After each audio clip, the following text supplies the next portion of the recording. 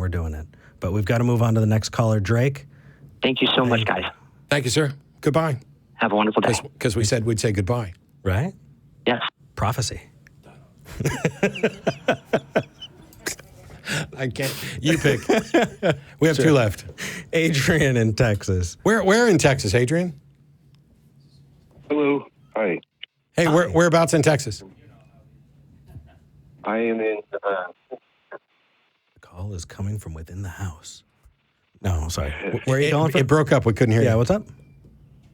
Yeah, Central Texas. Okay. Well, we're in Central Texas. Anyway, what did you call about? I just wanted to call about what I believe and why. Cool. I believe in a creator God, and I believe because of the evidence that was left behind, like DNA and the moon and the tilt of the earth and the distance from the sun and the position of Jupiter and the magnetic field and the ozone layer and the plate tectonics. I'm getting deja vu. 20, Did you call Talk Heathen earlier?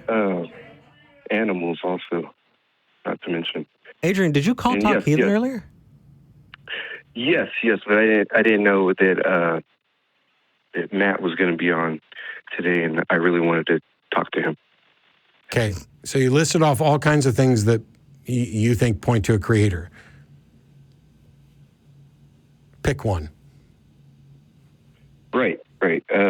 We could start with, there's a lot of them, but we could start with DNA. Okay, DNA is naturally occurring. It's a self-replicating molecule. Why on earth would we reach a conclusion that it requires a creator? Right, because of experts like Richard Dawkins, who say that it gives the appearance of design, but that that they don't know how it came about.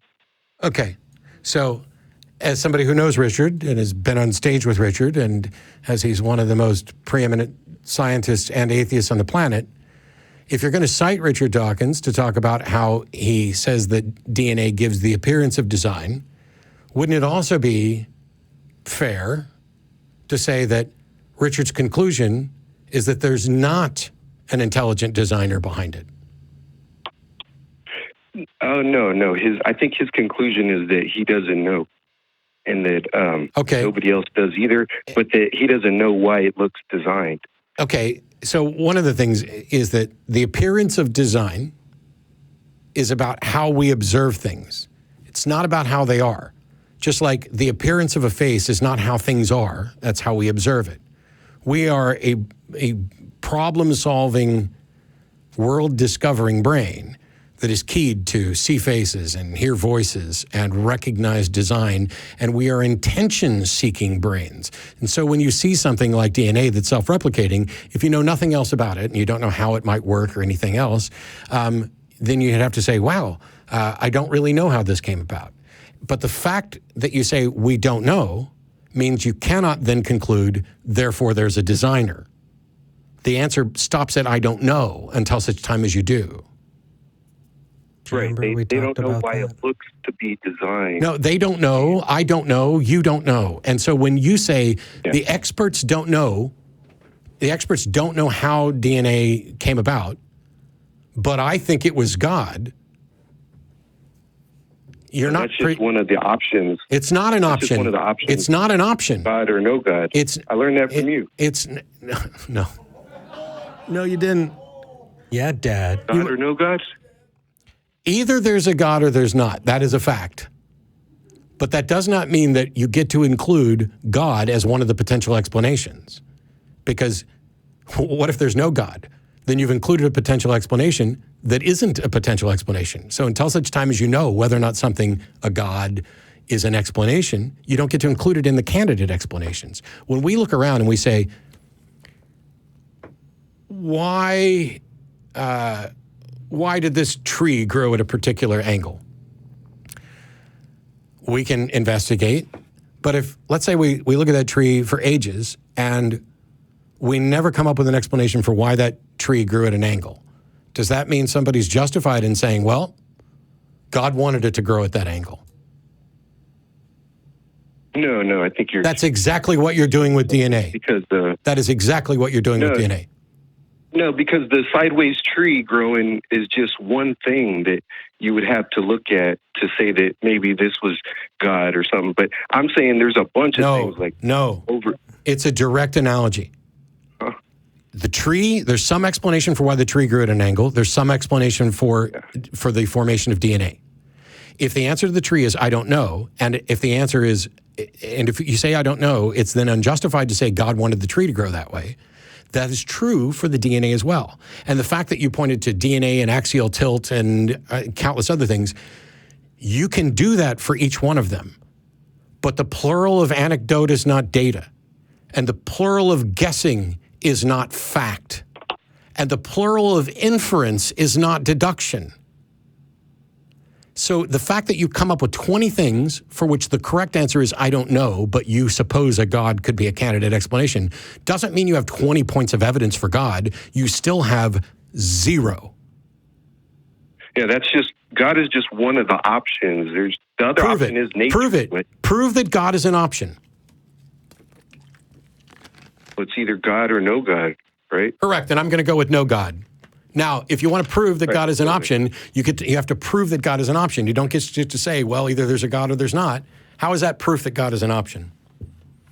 Well, that's kind of circular, isn't it? I mean, how could I prove God before I prove God? I mean, I can use the courtroom analogy. So it's like when the experts are saying that, it's like a medical examiner saying that, that this looks like foul play, but the medical examiner, he can't tell you who the murderer is. He could just tell you that this looks like murder, and that's all I'm saying. Do you know why? Because medical examiners spend their time studying human beings and how human beings live and die.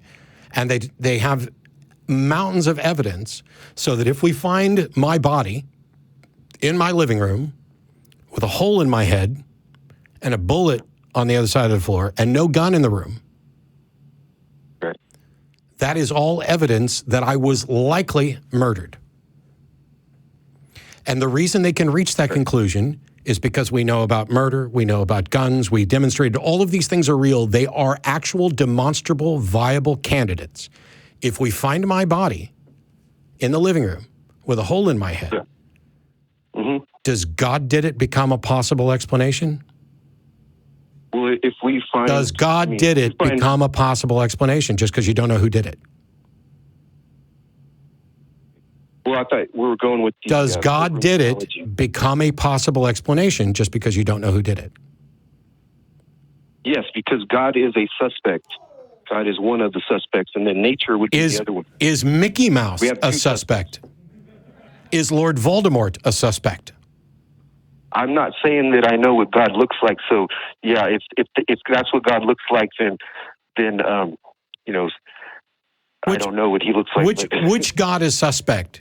The Jewish God, the Hindu gods? Right now, I'm just saying the Creator God because how do you know there's a Creator God? The other gods. How do you know there's a Creator God? You don't get to say that something... the evidence that was left behind. There is no evidence. None. Nada. Zip. Zil. Zero. I just did a video on this the other day. Evidence for a proposition has to be evidence for a proposition. And a proposition is not God.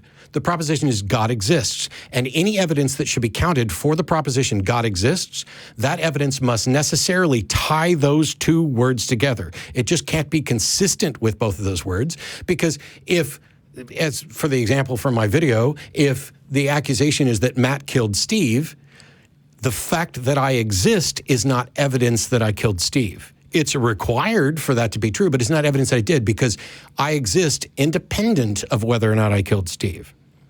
If it turns out that I don't exist, then clearly the proposition Matt killed Steve cannot be true. And hang on. Okay. If you don't know whether or not I exist, how could you ever include me as a candidate? You were one of the suspects from the beginning. You don't even know if I exist.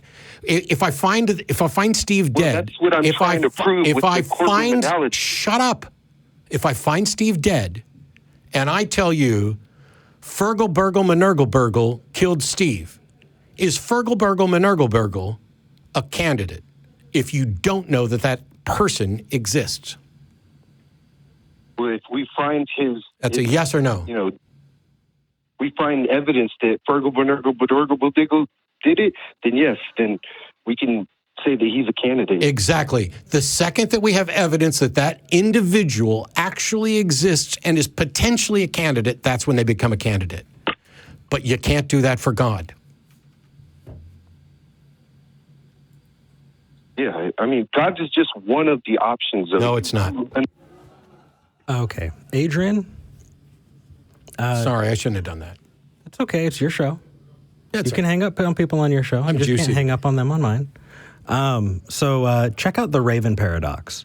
It might kind of get you thinking in a different way about something very, very related, and it might help you start kind of making sense of those things. Last, but certainly not least, Tracy in Arkansas, I wanted to say